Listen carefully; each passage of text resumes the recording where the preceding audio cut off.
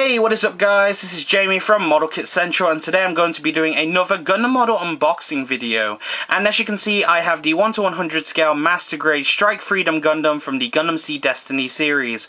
Now as you can tell, this is not the standard release for the Master Grade Strike Freedom, this is the special edition full burst mode. So to start this unboxing off, let's take a look around the box before we actually get into the contents of this kit. So as you can see, we have a very nice illustration of the Master Grade Strike Freedom in its full burst mode, all of its weapons deployed and ready to fire. A very nice, attractive and eye-catching box art. Definitely very nice and very well done on Bandai's part.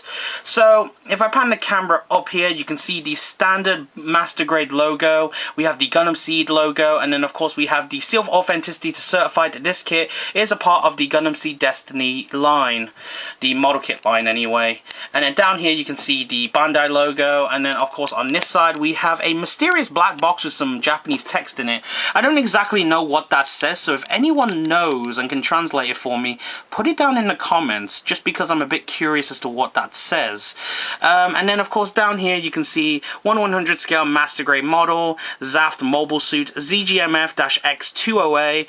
Unfortunately that's pretty much what it's supposed to say, but because the Dragoon is here blocking off this part of the text, you can't really see it. And of course it says Strike Freedom Gundam, and then we have full burst mode going all along the box there.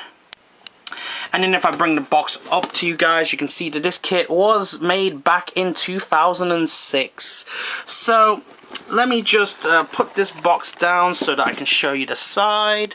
And as you can see, we have the Strike Freedom Master Grade in its full burst mode pose, just like what we saw on the front cover of the box. Then over here we can see that we've got some details regarding the clear parts that come with this kit to allow you to display the Dragoons like this. Then we've got the gold coating part, which is pretty much what we saw on the Master Grade Destiny Extreme Blast mode. So what you saw there is pretty much what's here. The only difference is, of course, we've got the gold plated parts that are in here, in the wings, and then of course in the elbow joints, and then of course the manipulators. And I don't actually know where else there are gold coating parts, so I'd actually have to have a look at the actual runner itself to see what else is actually gold coated. And over here is pretty much the Super Dragoons. They seem to like to advertise this. This was pretty much advertised on the original Strike Freedom Master Grade as well, so they just decided to advertise it here as well. And then of course over here we have the special base stand, which is pretty much just an action base one in clear blue, which is actually very nice. I prefer the action base ones over the exclusive display stands that the Strike Freedom and the Destiny seem to include all the time, which are fairly flimsy, and I'd prefer an action base one if I'm being perfectly honest. So moving the box, we can see on this side pretty much what we saw on the front cover of the box, so really nothing to discuss here. And then of course over here you can see that we have the rail cannons, so pretty much how you can position them either on the sides or on the back. And then of course the extendable cannon, and then of course we have the Strike Freedom in its iconic pose from the opening, and then of course the Strike Freedom wielding both of its beam shield and the beam saber, and then the gimmick where the little tab in the back of the mobile suit can come up to allow it to pivot its upper body backwards. And then you've pretty much just got some other gimmicks here. And then of course you pretty much have the Strike Freedom in a very cool pose, just coming towards you with its double beam saber. And then of course it also shows you that the back flaps for the thrusters can come up. And then you get the two figures, the standing figures of Lacus Clyne and Kira Yamato, and then you also have a sitting figure of Kira Yamato in the cockpit. And then of course you get some marking decals for the shoulders and whatnot. And then over here pretty much you just have pretty much everything that's included in this kit as a straight build out of the box, no paint, no details or anything. And it does also show you the really cool poster that you get with this kit, so I'll show that off in a little bit. And then pretty much over here is just like just some credits, copyright and contact details.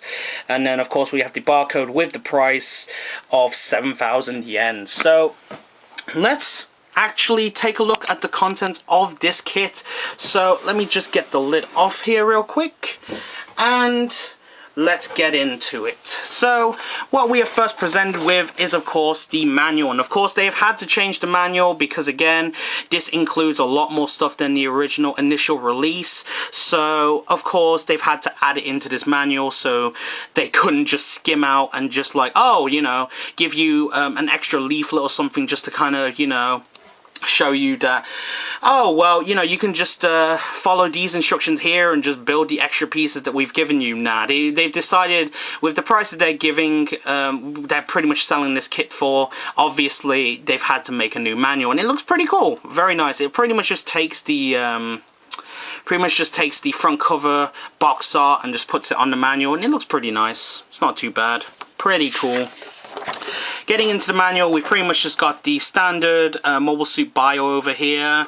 Then we've got the introductory page where pretty much it just shows you each and every part and what it's pretty much addressed as. And then over here, the tools that would be required to build this kit, how to basically identify parts from, you know, from the runners. So obviously if it's I9, you pretty much just look for the I tree and then look for the 9th part on the runner and then pretty much just cut it out, and it just shows you how to cut it out, and then of course, you know, it just shows you how to trim off the excess plastic to give it a more, you know, more professional look. And then of course you pretty much have some instructions on how to apply dry transfer decals, and over here pretty much we have we pretty much just have the different pages in which each and every part is assembled on.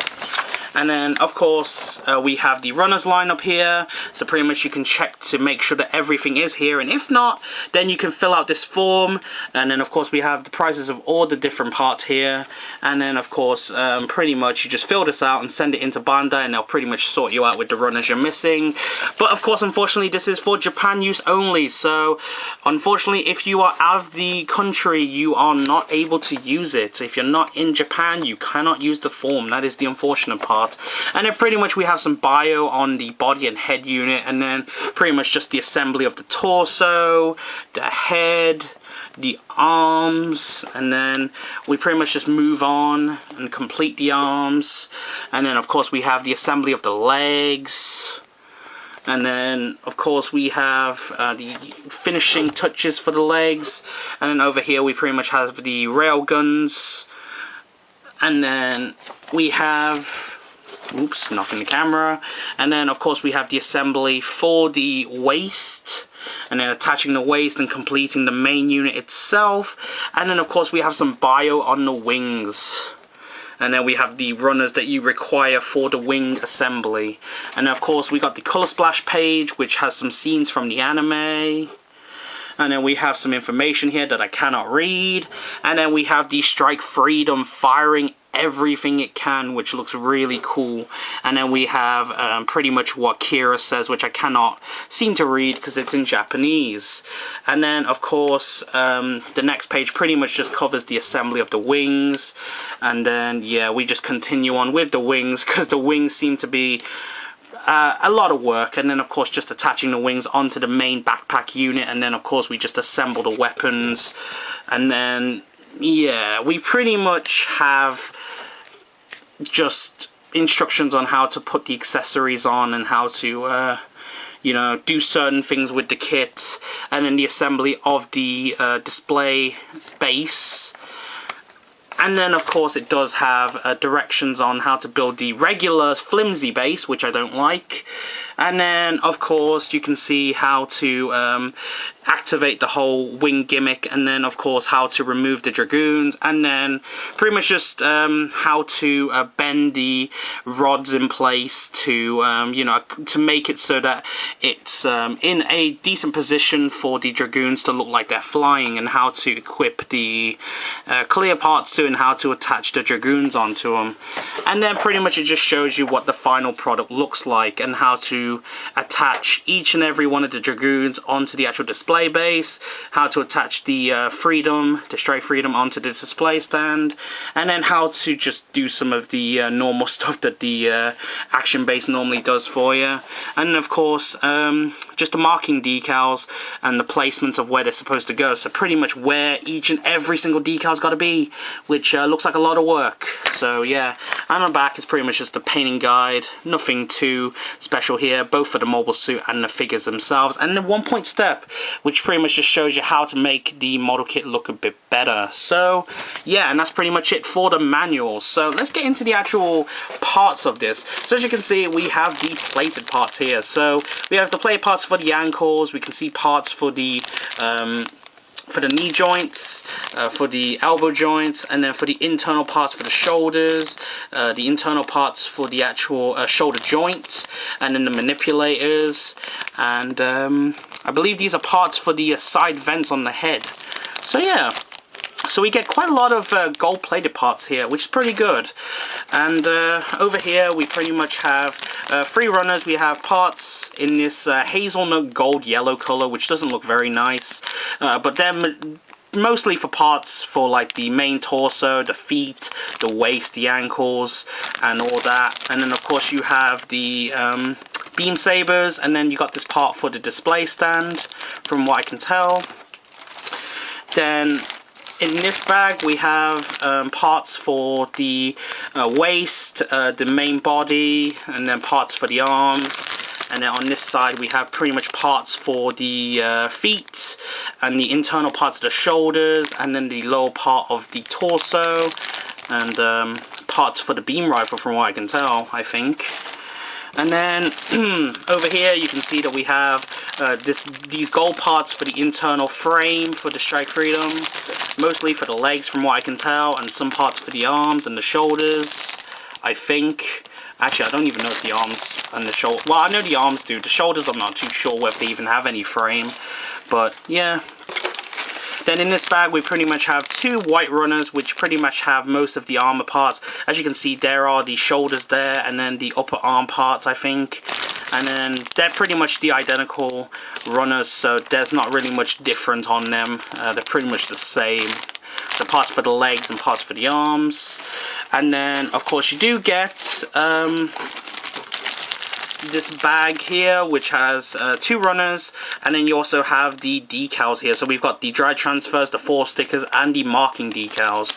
And then we got parts for the booster, or the thruster rather, the parts for the rail cannons, and then the parts for the vents. And then on this side we have parts for the wings, and parts for the hands as well, and for the internal parts of the wings. So it's not too difficult to understand, really, is it? And then of course here we have parts for wings again, and the parts for the dragoons. And then of course over here we have pretty much the same exact bag of runners, just for the wings and for the dragoons. Nothing too difficult to understand there. Parts for the display stand.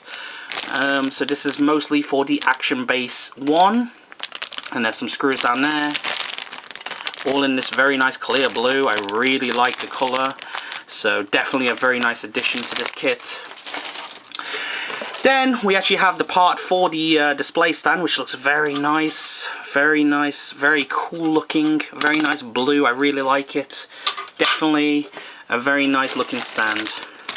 And then of course we have this runner, which has, well, this bag of runners, which has the polycaps, parts for the wings, and then on the back we have parts for the front skirt, back skirts, and then mostly parts for miscellaneous bits. So we've obviously got parts for the legs as well, the head, we've got the V-fin here, and then we've got the beam sabers. So yeah, just a lot of stuff. And then we obviously got the little figures as well, the standing figures and the sitting figure there. And then of course we got some more gold plated parts, which is pretty much just for the internal part of the wings. So yeah, looks fairly nice. Hopefully these don't scratch too much, because I really hope that they don't, because of course being that these parts are pretty much rubbing up against the dragoons, I can only imagine that these will probably chip quite easily, but we'll have to see. I'm hoping not anyway. But I won't be playing with it much, so I doubt it. And of course we got this bag, which has pretty much just 1 runner, which is mostly prominent of the parts for the beam rifles. And of course we got this beam shield here, very nice light blue, very nice. I really like the look of that.